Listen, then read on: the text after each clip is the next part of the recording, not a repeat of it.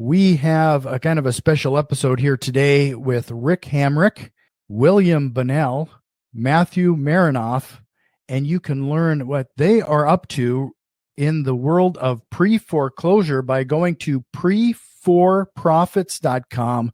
Of course, that's going to be a clickable link in the show notes, as you can register for their upcoming event in February 28th, 29th, and March 1st in Clearwater, Florida. Really appreciate all of your time here today, guys.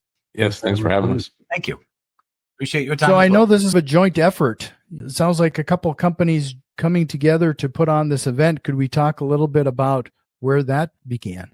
William and I founded a company called IPA for REI, which stands for Income Producing Activities for Real Estate Investors. And William has been in the business now for 24 years, and we've long known of Matt and his company, Real Estate Recovery Group. And the common bond between the two is that we focus on providing solutions for those that are in distressed property owners, pre-foreclosures, and any kind of forced sale situations. And with what's been going on in the economy over the last couple of years and the real estate market, the three of us got together and said, we need to bring this to as many real estate professionals as we can. And how do we do that? And that works with in-person event. So that's where it started.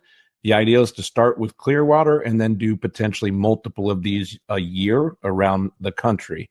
But being able to get out there and speak in front of real estate professionals, right? This is real estate agents, brokers, investors, appraisers, attorneys, anybody who is a professional around the real estate world, and providing them with additional ways to grow their business in 2024 and beyond. So if they come to this event, what can they expect to get out of it? I would expect real raw life experiences that have happened and occurred over our experiences. I've been in distressed real estate 19 years. William's been in it 23 years. Rick's been in it now 7 going on 8 years. This is an event that you're going to want to come to, because this event is going to show really any real estate professional how to succeed in any economy, real estate wise, whether it's a good economy, bad economy. And even if it's a good economy, you're always going to come across distressed homeowners in horrible situations that may or may not have equity in it. We're also going to be talking about wholesaling, subject to creative financing. There's a lot of things that we will be touching on over the 2-day event, plus the bonus VIP event. This is something that people definitely are not going to want to miss. As far as I'm concerned, if you're in real estate, you're going to really want to hear from the three of us and the people that we have coming to the event. Is the audience going to be relatively new to the real estate game, or seasoned professionals?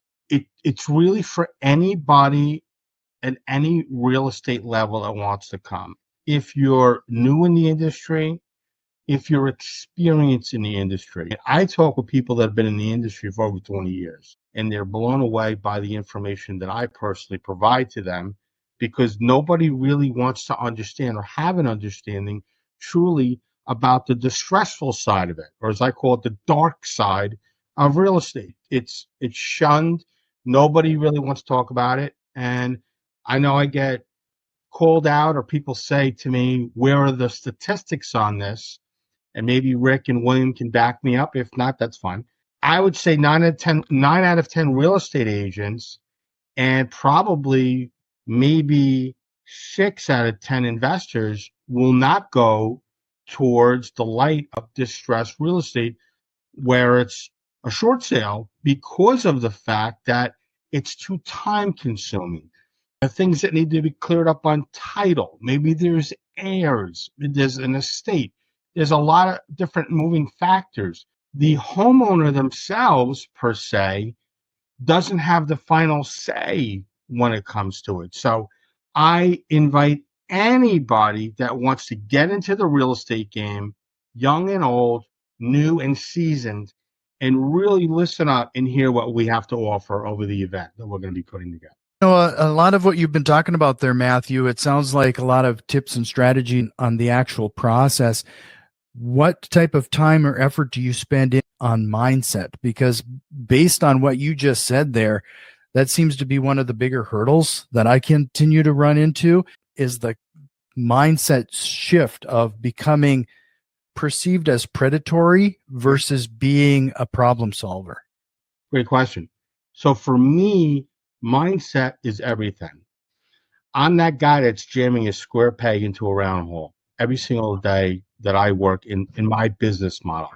Each one of us came together and collaborating for this event and bringing other individuals to come in is specifically for what we believe is going to happen that the government is not talking about with distressed real estate going from 2005 all the way to 2024.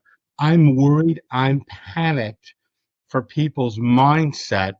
Listen, if you're a real estate professional and you've been in the real estate industry for, let's say, 5-6 years, you didn't see what happened in 2007, 2008 going forward. You're newer to the industry. You may or may not be as open-minded as the people that had already gone through it in the past, vice versa. People that went through it in the past saying it's not going to happen again. It's a very familiar smell, odor, taste that is in the air right now that is mimicking what is going to happen that happened in 2007, 2008. So I say to people, mindset is a massive part of what needs to be done to understand and hone in on the craft itself, the information that we're going to provide. People are going to walk away with information that's going to blow their minds. Quite honestly, they're either going to act on it or they're not. And you know as well as I do, Jack, that if somebody sees something for the first time, most people only can retain 7% of the information that they visually look at. A lot of what's going to happen over the course of this 3-day event really is going to hopefully open people's eyes up and make them want to learn and consume more information to be that go-to person. Whereas if it's a real estate agent and they're struggling in their regular market because interest rates are higher and they don't know how to obtain and work with buyers in the market, or they lost specific buyers and they don't want to repeat the same things over and over again, this is an amazing event, an amazing amount of tools that we're going to be giving people, and they're going to be walking away with printed information. So even if they forget it, they're still going to have the information to walk away with. Well, that kind of leads me to the next question is that I've been to a number of these type of events, of course, and it seems like a lot of the people there, it's probably going to be an 80-20 rule like most things are. 80% of the people are going to consume this information and do nothing with it. You got the 20% that are going to take some active action. What type of material or how are you going to arm them to get off that starting block? I'm going to say a couple of words and I'm going to let Rick and William follow up on that. You know, most time when you go to an event and you get information, you walk out about 9 pieces of paper. Am I right, Rick? They give you an agenda. They tell you what's going to happen at the event. Chances are you're going to leave it on the seat. You're going to go for lunch. You're going to come back. It's not going to be there. Forget it. What we're doing that I believe is different, it's going to be the first volume. Now, I'm grabbing this not for purposes of trying to sell my book, but just to show people.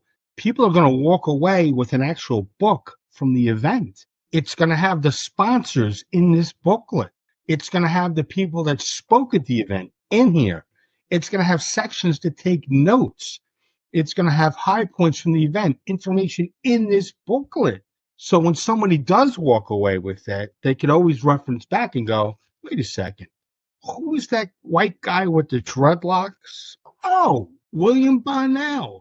Who's that guy, Rick, that's got a handsome head of hair that never takes his hat off? That's Rick Hamrick with ham in the middle. And who's that crazy guy, the short sell savage, the bald guy? I got to get his information. It's all going to be in the book. So it's not just a booklet with pieces of paper like a normal event. This event's going to be completely polar opposite than I think that most people are used to. And it's going to be raw and it's going to be real. And we're going to be having a couple different things that people are really going to love. with this event that are going to come on as extras. And I just think overall it's going to be a really great event, and I hope everybody shows up. So I'm going to shut up and I'm going to let these guys take over. Well, I think kind of interesting. You go to your website and I find your branding interesting. And the fact that I just mentioned previously, the mindset thing of becoming predatory versus a problem solver, but kind of leaning into a bit of branding there. But, the short sale savage, the general, the rhino, the hammer. Rick, you're the hammer. Kind of leaning into that a little bit. Yeah, I'd say we lean into that a little bit. There's an aspect to pre-foreclosures that a lot of people, pre-foreclosures and other distress situations that a lot of people don't understand. You hit it right on the head by saying a lot of people view it as being a predatory thing. It's not so much a predatory thing. Think of it a little bit more, in all honesty, think of it a little bit more as a sheepdog thing. The reality is, when you deal with people that are in pre-foreclosure and other such distress situations, behind on property taxes, massive income tax liens, these types of things, the largest groups that I deal with are the elderly by a massive margin.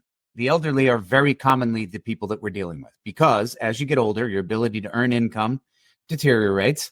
And there are a lot of people for the past several generations that just simply haven't been educated financially very well. So they weren't in a position to be able to retire with much of anything.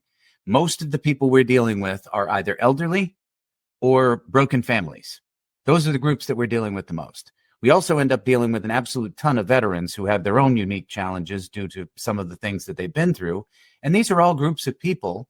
If you were to look at demographics, some people would make the assumption if somebody's in pre-foreclosure, they're just living in a viced way. They're gambling their money away. They're drinking too much. They're being irresponsible. I'm sure there's some of that out there, but to be perfectly candid with you, after more than 2 decades, it's been less than 2 or 3% of what I've run into in my life. Most of what I've run into is good, decent people trying the very best they can with everything they've got and still coming up short, and they need help.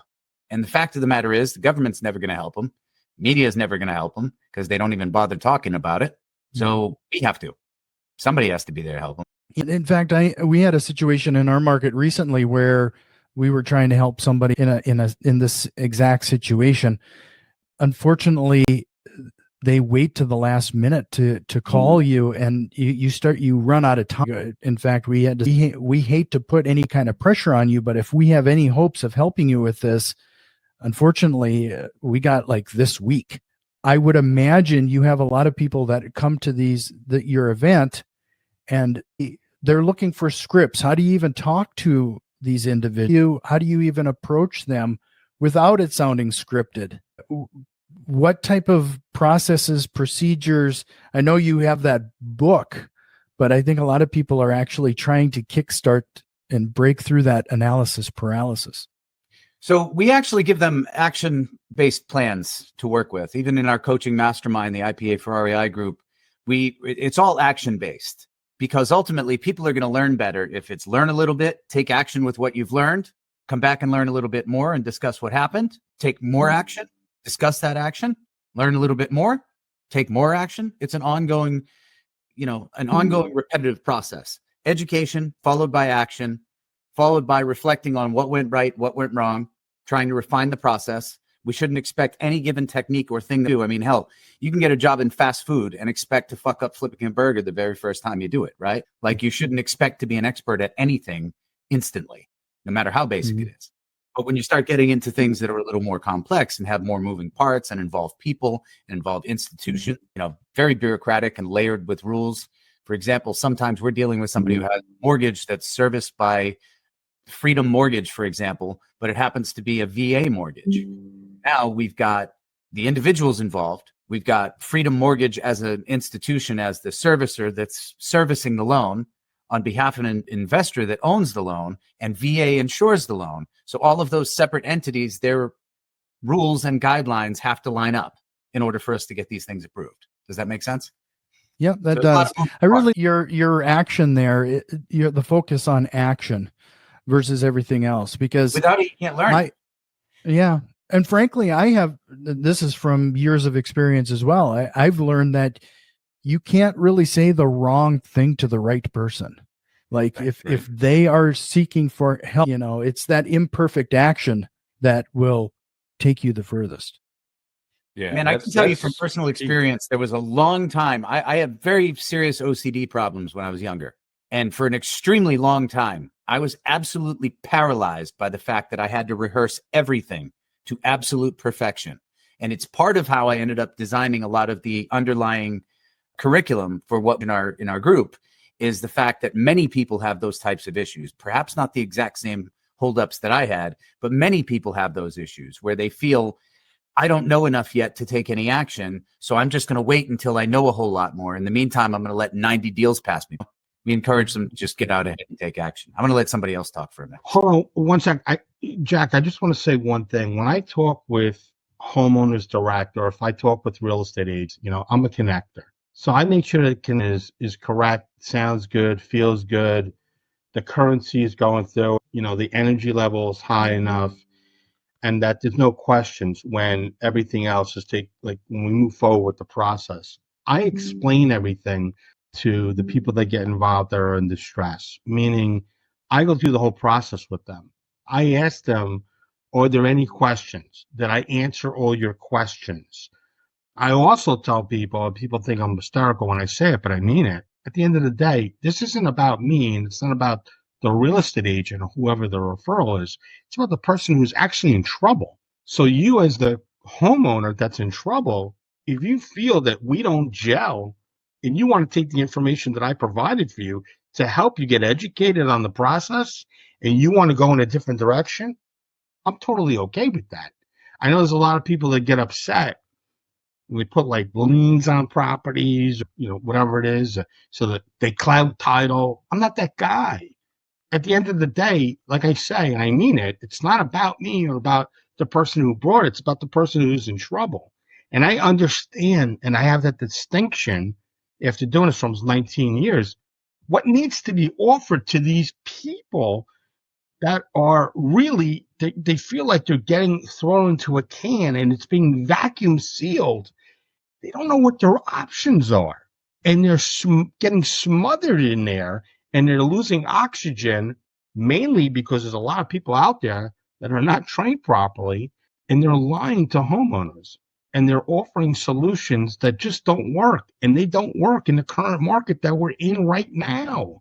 Forbearances. What happened with COVID? Changed the cover for me for short sales going forward. And I don't think people realize that. And it's important that they understand that, whether they want to take action. No, I really appreciate you bringing that forward, Matthew, because I have found that complete and total transparency is also the way to go when it comes to withhold information is as bad as lying in many situations when it comes to this. Just to remind everybody, if you want to learn more about this event and what they're up to, head over to pre4profits.com. Do us a quick favor. If you found some value in what we're talking about so far, share it with one of your investor friends, because I'm sure there's somebody in your network that would see a lot of value in this event or what we're talking about. Rick, I'm going to pull you in here. You seem to be on the tech side of things. I'm guessing that there's some tools or techniques that you're using to identify these people that are pre-foreclosure. Yeah, absolutely.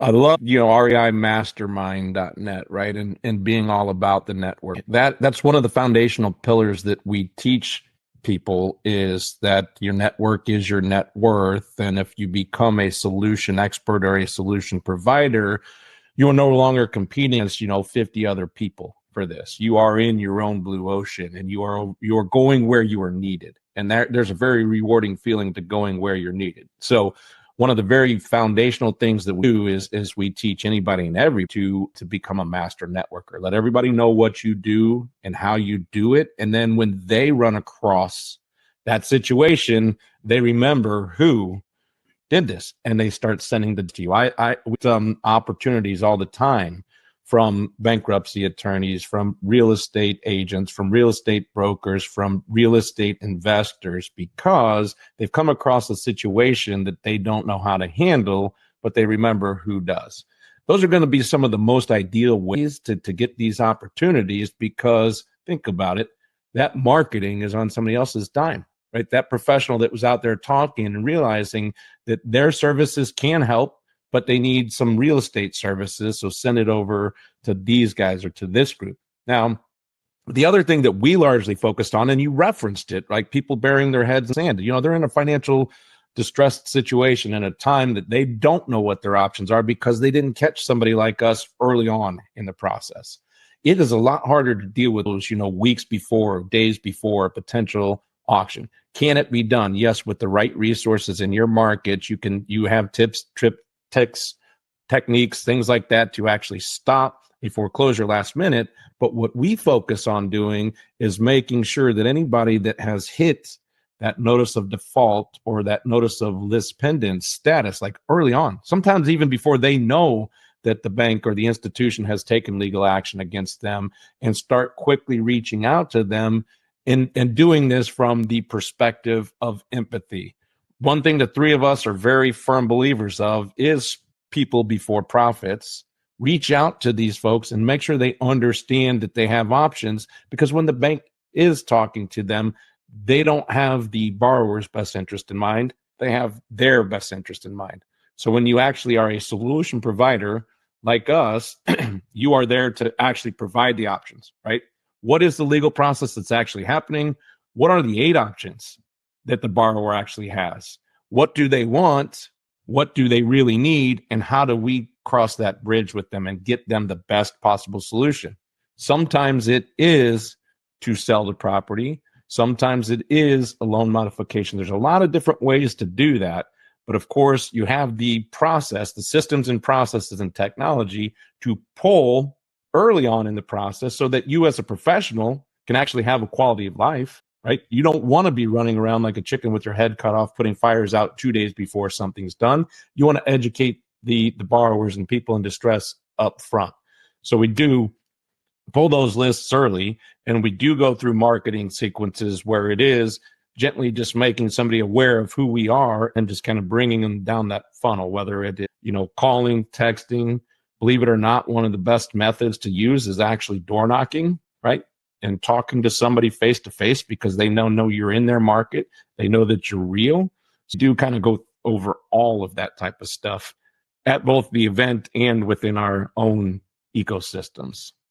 Well, I hate to press you on this, Rick. So if this is something that's going to be covered in your event, you can put the brakes on to say, well, you're going to have to come and check this out. But where are you garnering the list? And the reason I'm asking that is because, like in my particular market, well, I live on a river, so I'm in North Dakota and Minnesota. On the North Dakota side of the river, I actually have to go to the courthouse to actually obtain any kind of list like this. It's not publicly available.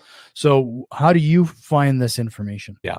And there is no magic bullet to this, because the 50 states and even counties and even municipalities within these different states are all different. I happen to live in Kansas City, which is, got a state line road that separates the Missouri side from the Kansas side. Both of the states are non-disclosure states, right? So getting to the information is much different than it would be in where William is, or in New Jersey where Matt is, right? So it really comes into identifying the market you're going to work. Obviously, if you're building relationships and doing it from a network fashion, being physically in that market is going to be key. But that doesn't mean that Real Estate Recovery Group isn't nationwide. As of 2015, that doesn't mean that William and I aren't working nationwide. We are. Getting to that data is going to be the first bit of homework that we give anybody. Where does that data come from? Is it from physically going to the courthouse? Can you find that on a county website somewhere? Can you find that on a judicial website? You kind of dig into finding out where your particular MSAs or the markets that you're working, the data is available and present, and then that you set up your process around that. Now, that's different. I mean, a lot of people talk about PropStream and other products like that. The data is only as good as the data that they can get, which is different from state to state, city to city, right? And where are they actually pulling? How old is the data, right? Notice of defaults are fantastic, especially in the first couple of days of that happening. Once you get a week or 2 weeks or 3 weeks in, now you have 250 investors that have hit that particular borrower, and they're wary because that's the predatory side of things. That's where the borrower is like, hey, you know what? I've just received 250 texts in the last 2 days. Why am I talking to you? Right. So if you catch them early, they're already disarmed and ready to work with you because you're approaching them from an empathetic standpoint and a solution oriented standpoint. And that's the right thing to do. Even if you don't make a dime in that situation, you still move them through the process and get them to the right side. Get the elderly, get the dysfunctional family, get the single mother with kids to a better place than they are right now. You talked about the marketing, and it sounds like you got to take a gentle approach. You even suggested maybe even going to their doorstep and knocking on the door. Is that gentle marketing that you're talking about there? Could you talk a little bit about the steps that you might be taking in order to keep it gentle? Because sometimes when I'm talking to the distressed seller, I'm not going to say sometimes, I'm going to say most of the time when I talk to a distressed seller, this might be the first time that they're even verbalizing it for the first time, that they're in some sort of trouble. And it can get a bit emotional, and it can be a lash out, or it could, I've even had people on the phone crying over the situation as they come to this realization. What type of marketing, or how are you crafting that marketing material? From a place of empathy, from a place of knowledge, we talk a lot about the personality profiles and DISC profile within our ecosystem as well, because something is going to speak different to somebody depending on what the personality is. Right. So one borrower might respond to a very gentle message. Another borrower might respond differently to one that has got a little bit more urgency to it, a little bit more fire to it, whether that's a postcard, handwritten certified letter, a text, a ringless voicemail, or whatever it may be. So we kind of send a little bit of each and see what elicits a response from somebody, whether that's a voicemail or a text or a postcard.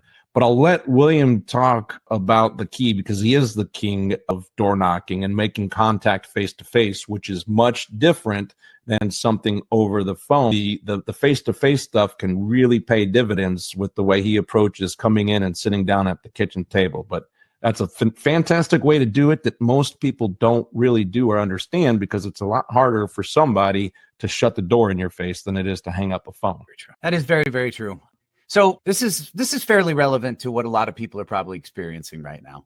I think anybody who's tried bulk SMS text blasting and has had some failures with it, whether they ran into some regulatory stuff or their messages weren't being delivered, or they simply really irritated the entire list of people that they just started texting, so now they turn them off instead of turning them on. What we found in a lot of different ways, our society as a whole, human beings, we're more in the direction of fake, shallow, plastic interactions with people. There's no sincerity. There's no handshake. There's no genuine connection, human to human connection. And that's what people are craving. Everybody's really sick at this point of the whole text marketing thing. It was cool 5 or 6 years ago. It was convenient for some people in some ways. At this point, it's dating, kind of like a song. And then when it first comes out on the radio, you'll like it. And 6 weeks later, you don't ever want to hear it again. You know what I mean? Because it's just excessive. So what I've found is the best way I could possibly illustrate this would be to say, it's the difference between the way relationships were in the old days, say 200 years ago, somewhere in Europe or something like that. People would have a courtship, right? They would have an actual courtship. There would be a dating period where you get to know somebody and you're building an actual relationship with this other human being. Granted, some people do that now in America, but the vast majority of people, a little more of like a swipe left, swipe right type of situation these days. And you've taken all of the authenticity out of it. A big part of what I do at this point in time revolves around running your business the way your grandfather would have run business, because that is going to last. Those are the fundamentals. Those are the basics. Those aspects of how you run your business and how you market your business and how you build relationships with other people, that's always going to work no matter what happens. Unlike a fad or some new piece of technology that's going to be the coolest thing in the world until 8 weeks later when a competitor invents something that blows it out of the water. People need to drift away from the idea of going with the next trendy thing, because you're basically spending your entire life treading water if you do that. You know what I mean? You're always going to have to shift there to another, to another. I've stayed in my lane for 23, just shy of 24 years now. And I don't have to do anything different. I'm doing things the exact same way that I was doing them in the spring of 2000, right now, entering into the spring of 2024. Nothing has had to change. And as a matter of fact, I'm thriving more than ever because of the fact that the rest of the world has gone in the opposite aforementioned direction. With that level of personal touch, though, with William, do you have any regrets regarding how to scale your real estate business? I solve for the scaling issue by networking. Think of it as replicating myself, so I create clones of myself all over the place that have, and of course, these clones are all created at different times. So they're growing at a different rate, right? But I've got some clones that I started growing, say, 18 years ago that have nearly 2 decades of experience at this point and can handle just about anything that I throw in their lap. And I've got other ones that are brand new that are just learning how to find deals. But at the end of the day, after over 2 decades of training people to do this stuff and working hand in hand with them, I now have several hundred people that are able to sit down at the kitchen table and meet with these sellers.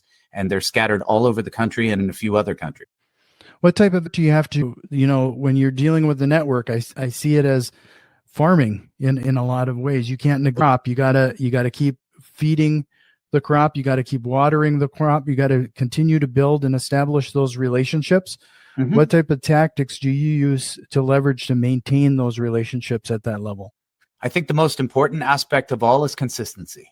The most important aspect of all is consistency. So I've structured my life in such a way where, for example, all of the students within our mastermind who are also our partners at various different levels and are learning to partner with us on deals, they meet with us twice a week. We meet with them every Monday morning to start the week off with a positive push. We meet with them every Friday morning at the very beginning of the day on Friday so that we still have a full day left so we can discuss what went right, what went wrong, and what else needs to happen. And then they've still got that day on Friday to immediately go out and take action with whatever we've resolved. Sure. Now, this has been a fantastic conversation. I'm just going to point everybody to pre4profits.com to learn more about this event. And if you have any questions, I believe there's frankly quite a bit of information on the site, but fill out the quick form there if you'd like more details. Again, it is pre4profits.com. Before we switch to my rapid questions, I kind of wanted to open the floor up to any kind of topics regarding this that you would have liked to cover in this of the show. I think from my perspective, right, just being in the room, right, talking about some of the old school like courtships and networking and that type of stuff, it's going to be a very powerful room with different professionals there, different sponsors there, different speakers there, kind of bringing it together. I've heard for the last years in the real estate investing world that I'm a pre-foreclosure expert. I want to become a pre-foreclosure solution provider. They go out and do some keyword marketing, and when they get a challenging situation, they trash the lead, right? So they're not really out there to become a pre-foreclosure solution provider, and that's just a lack of knowledge, a lack of education and understanding how to actually provide those solutions. Once you understand all of the different options and all of your different resources, this is, we're really looking to build a network of pre-foreclosure forced sale like solution experts and an army of all of us working together across the country to handle what is frankly coming, right? Again, the media is not talking about it. We see enough of the underlying belly to understand what is truly going to happen. So I think that's the most important thing, from my perspective. I'd like to add and piggyback on what Rick just said and what William graciously offered as far as advice and how he runs his business. I will say this. Probably now more than ever, I am actually getting contacted by, believe it or not, wholesale companies. And wholesale companies are saying, hey, my friend follows you on social media. You're the short sale go-to guy or whatever. Got a quick question for you. These guys are throwing scenarios at me. We've got, I think, 6 deals in a pipeline right now, because they just don't know what to do with it. They don't understand how to leverage it. I'm talking with people that have hearts and understand that people that are in trouble. Furthermore, I said to them, geez, you guys have really reinstated my faith in people that are in your industry.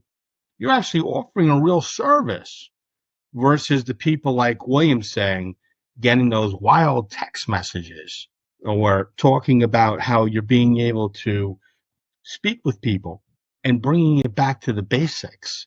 These people that are being trained right now in our industry, I am scared for the homeowners because the promises that these guys are making, talking about taking over a property that's over leveraged, subject to the actual mortgage itself, knowing that if you default on that mortgage, some of these people are current. That if you default, you're going to drive these people into foreclosure. You might have taken deed to the property, but they're going to have some serious issues with the financial aspects of it. So more than ever now, I am open to working with wholesalers. They do provide a service. People that are truly educated. So if someone listening to this on the retake and they're a wholesaler and they're struggling out there, I have companies that I have no problem referring you to go work with these people. Get educated so you don't make 100% or $5,000 or whatever your fee is. But get educated and learn on the fly. Don't be one of these fly-by-night people that I get a phone call from and panic because they're about to get sued by the homeowner because they didn't do the right thing. That's why education is so important in this field. Well, based on what I'm saying, that's a one way to definitely find out. I mean, let's just face fact. When we're talking about wholesalers, that is the low-hanging fruit in real estate. Everybody just jumps right into wholesaling, whether they're ready for it or not. And they're making promises, frankly, that you just can't deliver on. William, I saw your hand went up there for a second. Were you going to add something? The only one thing that I wanted to add that is not being talked about very much by really anybody is that this time around, one thing that is drastically different from 2007 and 2008, first and foremost, the systems and processes that banks and servicers now have access to are much better than they were back then. So there are a lot of changes to how things are happening. There are a lot of people that basically the industry stopped dealing with pre-foreclosures and short sales 2012. Okay. Right around 2012, the whole everything's a short sale or REO died off. From about 2009 to 2012, just about every deal that you ever heard about was either a short sale or an REO. It was somehow involved in foreclosure or pre-foreclosure. People drifted away from it by 2012 because of the fact that things had cleaned up so much. Now in 2024, 12 full years later, things are drastically different. The things that worked in 2007, 2008, 2009, 2010 no longer work. Most people did not continue doing these things all along throughout that whole time frame. So they missed when a whole bunch of stuff changed around 2015. They missed when a whole bunch more stuff changed around 2018. And they're completely unaware of how the industry works at this point. Loss mitigation is nothing like it was 2 decades ago or even 1 decade ago. But additionally, the real big impact here is that pre-foreclosure is a situation that can affect any property type whatsoever, any form of real estate. It is not limited to residential. This time around, you will hear a lot of people constantly talking whenever pre-foreclosure is brought up, stating very specifically that everybody's got a ton of equity because of the rapid and psychotic rate at which the American real estate market appreciated since COVID until roughly the end of 2022, maybe the middle of 2022. It was growing at a violent upward rate that people were finding themselves with 40% equity in a property that they bought 3 years ago, and they paid full market value for it. Fact of the matter is, right now, it's actually commercial property. Office buildings are right up toward the top of the list. Hotels, a lot of hotels had been dealt some really serious blows, and many of them have underlying forms of financing that they're not going to be able to refinance out of. Massive apartment buildings and apartment complexes all over the country financed in very, very risky ways. That became a trendy thing to do. Everybody's all about syndication. And it got to a point where people are jumping for joy and doing literal jumping jacks over a 4% cap rate in certain areas of the country, as though that's a phenomenal return. So what ended up happening as a result of that COVID growth that a lot of people don't talk about? foremost, insurance. Insurance is now a crisis level in this country in many separate locations where homeowners and investors alike are struggling to even be able to insure their properties. But if they can, their insurance is a minimum of 30% more than it was 2 years ago. The same is true for property taxes because property taxes are based on assessments from the local municipality. That being the case, your PITI, principal, interest, taxes, and insurance, when those last two have gone up on average by 30 to 40% nationwide over the past couple of years, that means your payments are now much bigger than they used to be, even if you still have that beautiful interest rate from before. You got that 2.75, that 3.25 interest rate.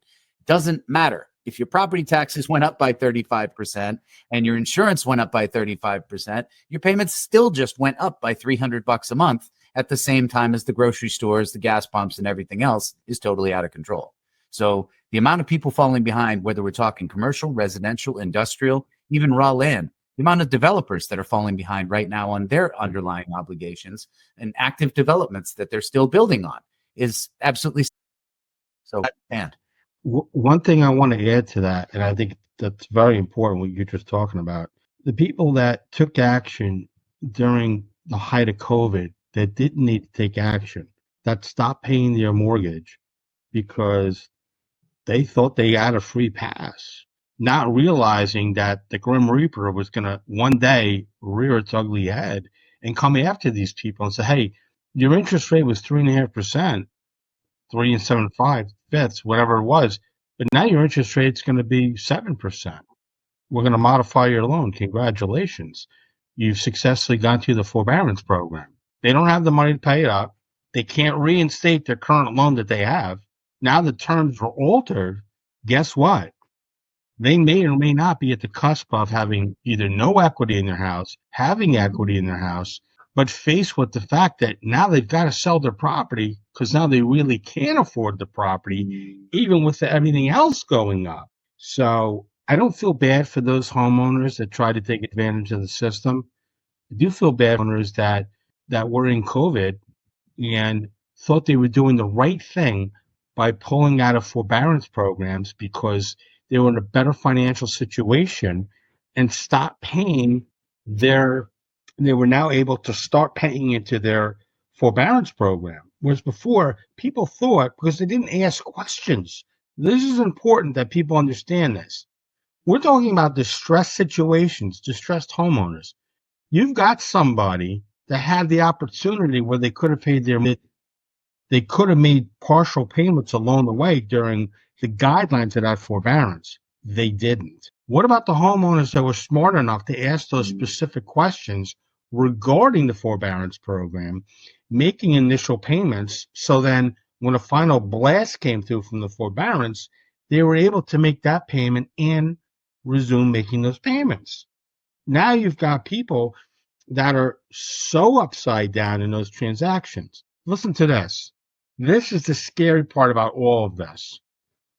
During the forbearances that the homeowners were in, thinking like, oh, I can make my payment now. I don't need my forbearance. Not realizing by doing that and pulling themselves out of the forbearance program, where they could have just made the payments and left it alone, they pull themselves physically out of that program.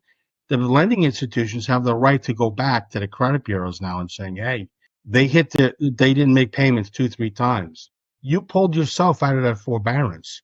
You as a homeowner screwed yourself on your credit because you thought you were doing the right thing. But by not asking the right questions and getting educated, you successfully screwed yourself on your credit. Well, I really appreciate, William, Matthew, you've added some great additional value here at the end. I'm glad I asked if there was anything else. I'll tell you. Fortunately, we are running at the end of our clock here.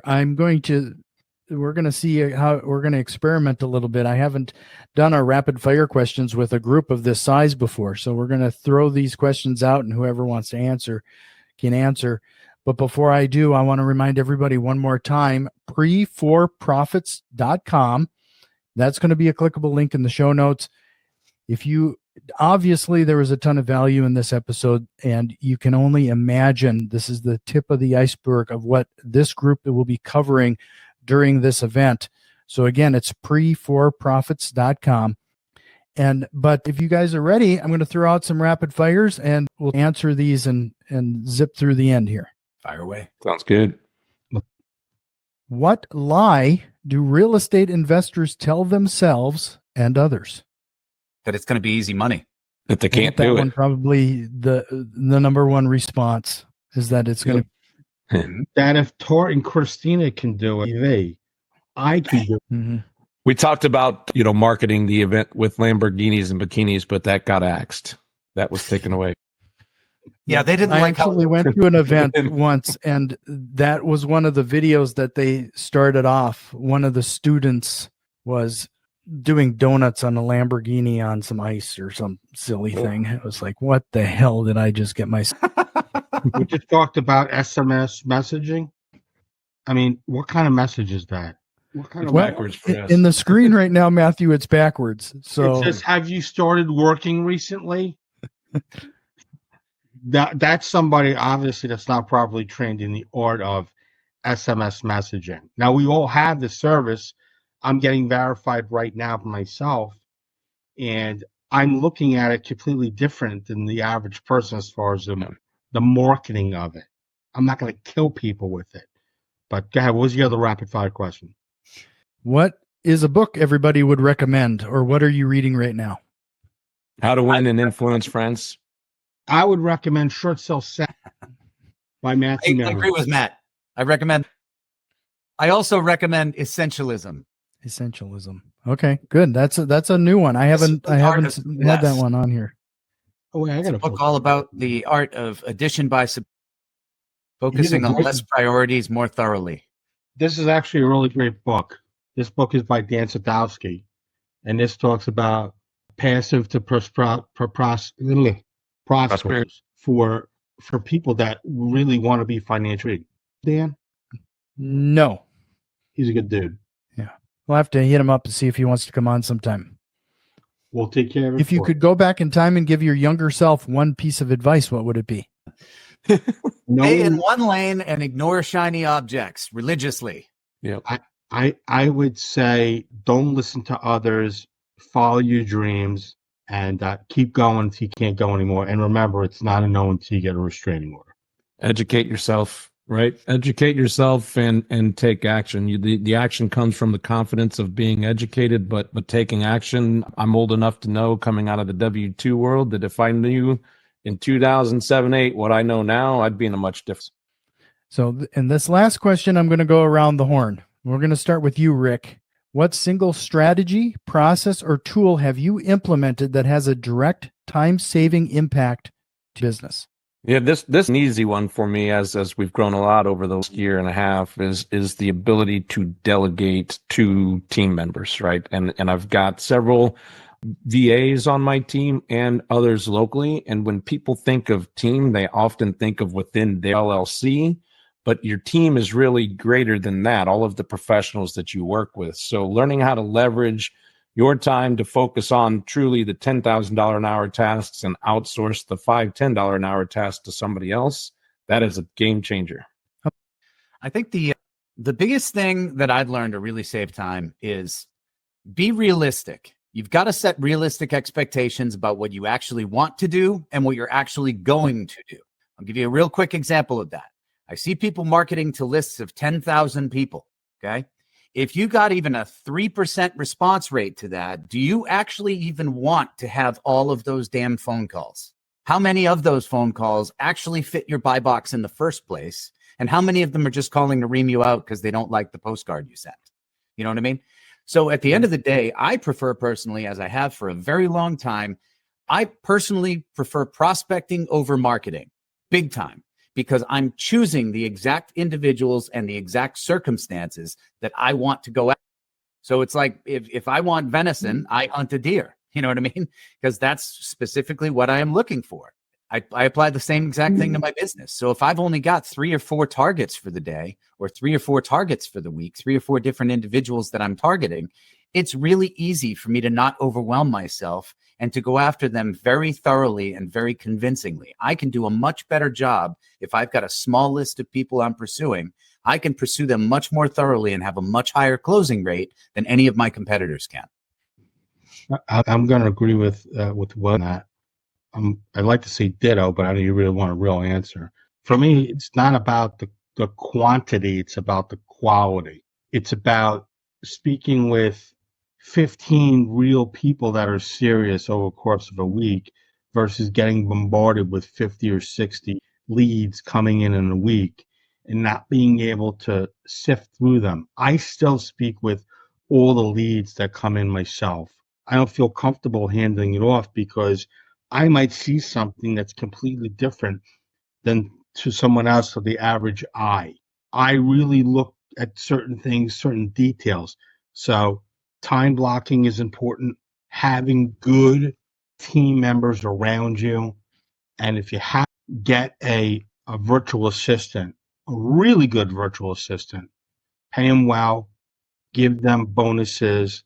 And in some instances for myself, I've actually had to outsource finding a virtual assistant, giving them the list of the qualifications that I need personally for myself, had no problem paying that fee because then I could take that person in and I knew past, whatever tests that specific company had given. So it's really about collaborating with other individuals, time blocking, to make sure the team around you, everybody insulates everybody and works together as a team.